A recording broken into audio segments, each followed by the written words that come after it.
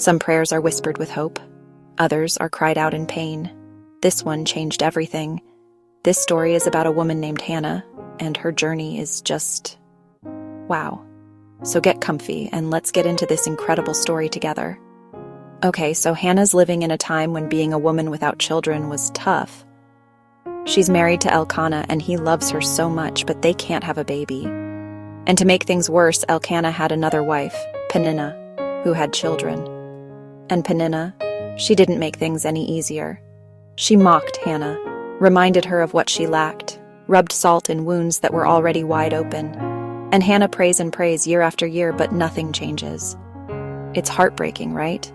Every year they go to Shiloh to worship, and this particular year, Hannah makes her request known to God. She goes to the temple and just pours her heart out to God. It's not some fancy prayer, it's just raw and real.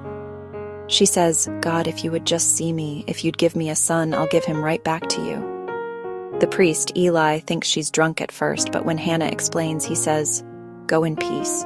May God give you what you asked for." And something shifted. Not immediately on the outside, but inside. Hannah got up, wiped her tears, and walked away with hope. And in time, her prayer was answered. She gave birth to a son. She named him Samuel, which means God has heard. And she kept her word. Once Samuel was old enough, Hannah brought him back to the temple. She looked at Eli and said, "Remember me?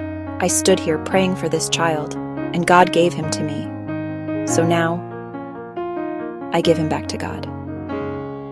And that's exactly what she did. Hannah's story is about waiting, about heartbreak, but it's also about keeping promises.